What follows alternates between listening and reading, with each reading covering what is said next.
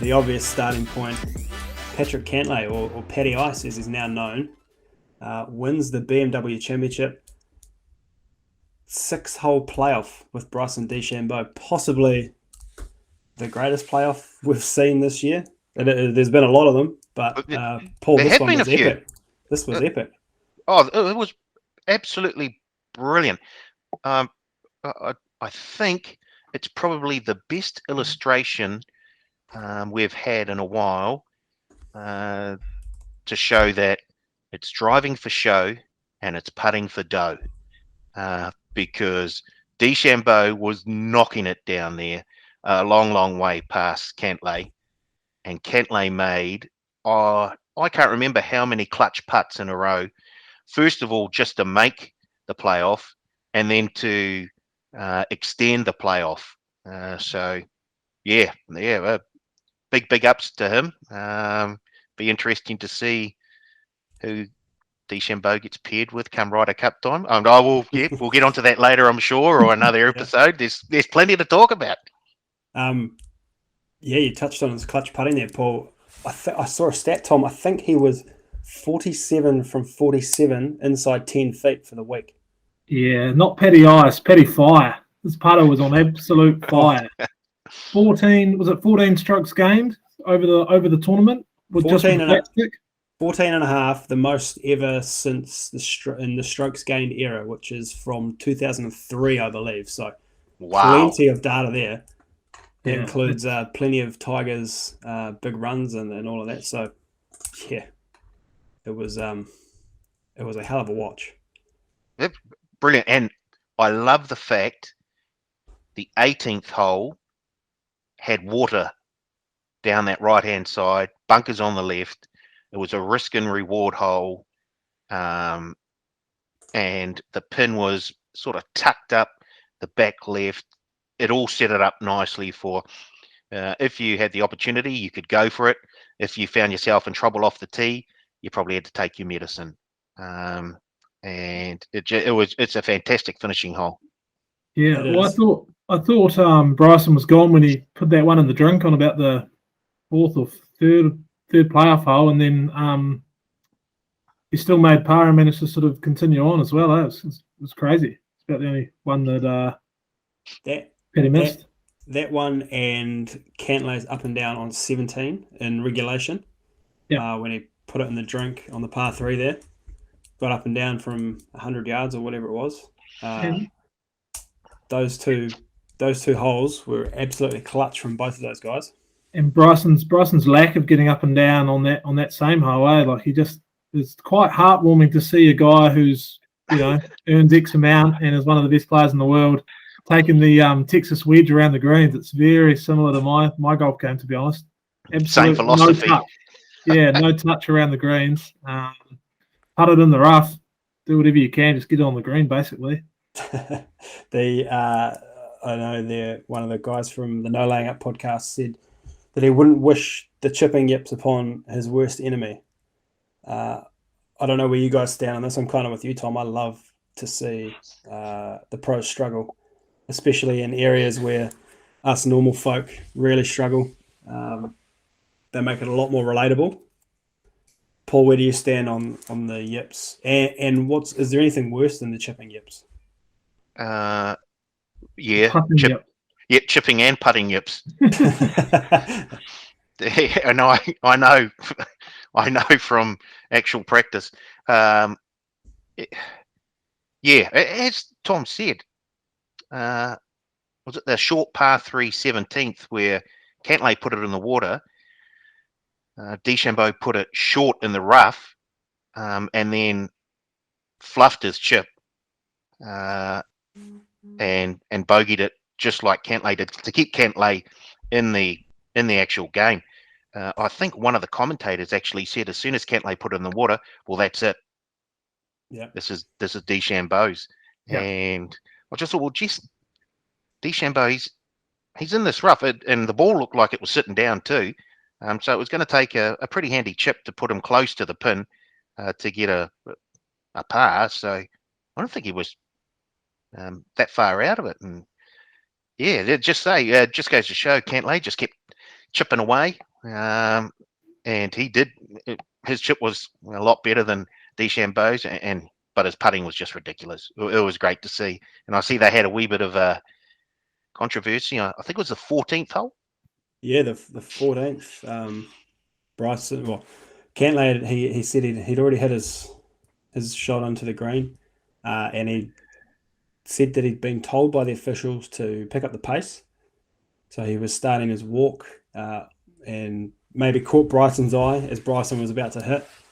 And DeChambeau stopped and said, "Patrick, can you stop moving, please?" Probably no big deal, really. Like, I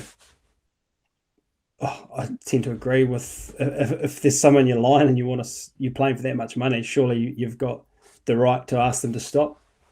But a lot of people reading into it like it's DeChambeau digging himself a hole again. What do you guys think? Yeah, well, I remember I played a round of golf with you just before lockdown in ACR, and I had the radio going to listen to the races, and ACR wasn't too happy about that. Right, yeah.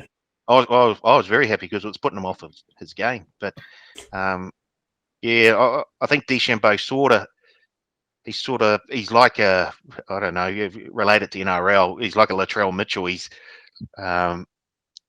got a sort of a reputation now of these sorts of things, and so anytime something like this happens, it'll go back and it'll be sort of a negative sort of look on him. I think this was neither here nor there this time. Probably made bigger by the fact that Cantlay drained his 22-foot putt for birdie, and Bryson only made par. I think that brought them back to level at 26 or 27 under. So everyone sort of ripping into it that way. Tom, your take on that situation? No, I agree. I don't think it actually was as big a deal as made out to be. I think you're right. It's because it's Bryson. He's got a right if he's walking and actually sort of putting him off, he's got a right to sort of just tell him to hold fire. It's no big deal. I mean, I was playing for comparatively sort of beers and skittles with a mate of mine who new to the game, and I was lining up about a 5-foot putt, and as I was sort of coming to the ball, he's walked right behind me to get a line on the putt. I've missed the putt. I must mention I have sort of mellowed out of it on the golf course now. I've missed the putt and turned around and absolutely blasted him and said, "Mate, you don't do that." A couple of splitters in there, stormed off. I think that was the last round of golf he ever played. So Tom Hill's growing the game, everybody. Yeah, ruined his career. I'm sorry, Tim, for listening. So I can see how it can happen. But yeah, one more sort of highlight for me in that playoff was just on the par 3 when Bryson put his to about 8 feet, 6 feet, and then Cantlay's actually put it inside of him. That was incredible. Just the clutch, considering he sort of put it like you said in the water during regular time. That was just added to it, and the crowd as well. It was that was sort of atmosphere which we haven't seen on a golf course. I don't know for a couple of years, I reckon. It's it seems like the perfect lead into the Ryder Cup in a couple of weeks. That sort of match play aspect, going back and forth, the crowd getting behind their favourite golfer, and going right down to the death. I loved it, and like you say, that 17th hole. I don't know about you guys, but I was sitting here in my office by myself, and I was up and about, arms flailing and cheering and hoo-haing, and the wife and the kids were wondering what's going on. What's going on?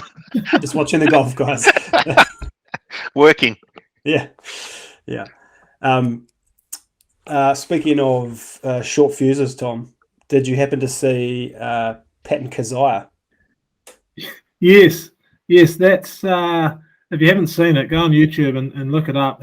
After he's missed a short putt. I actually heard, I think it was on that No Laying Up podcast, and they were talking about it, and they asked him what happened, and he said before he even got over the putt, he basically knew that he was going to miss it. And he missed it. It wasn't like he was on the bubble to go to next tournament. He was basically last in the standings. He's tapped the ball in after missing. He's tried to sort of hit the ball with his putter into the water and just top edged it over his shoulder. Walked off, snapped his putter, and probably what was the best part of his tantrum. And then as he's walking through the sort of gallery, he's taken his hat off, and as he's just trying to rip his hat. I don't know what he was doing, but it looked bloody odd and didn't really work. So, yeah, and that was an all-time meltdown. I understand that. I understand. Every time I stand over a putt, I think I'm going to miss it.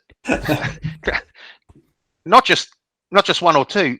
Every single time I line up a putt, I think I'm going to miss this. I can see the line. I'm not going to hit it there, though, am I? No, I'm not. lag putting from 2 feet. Exactly. Oh, it was good to watch and good to see. The best part of it, I thought, was the reaction of the fans as he's trying to rip his hat and walk past. They're all sort of looking. I'm like, is this guy for real? Love to see it. Another of the pros who perhaps flew a little too close to the sun, KH Lee. Just needed a par on the last to be last man in, and pushed it right. Pushed it left. Did he push it right or left? No, right. Right. Yeah, just above the. Yeah. I thought he went up into the stand. Yeah. On the right-hand side. Right. Oh, what? Okay. Yep. Yeah. And then he somehow got a drop, or like, didn't he get the lead in the hazard from the grandstand or whatever it was? From the stand, yeah. He was stuffed. I actually, on Shank Watch as well, I saw Garcia shanked one on about 15 before he sort of made that birdie finish. I love seeing shanks, and he was sort of behind a tree, and I actually thought he hit the tree, and then on the replay it showed he just basically shanked it straight out right. Shank's mate. Hell of a round from Sergio.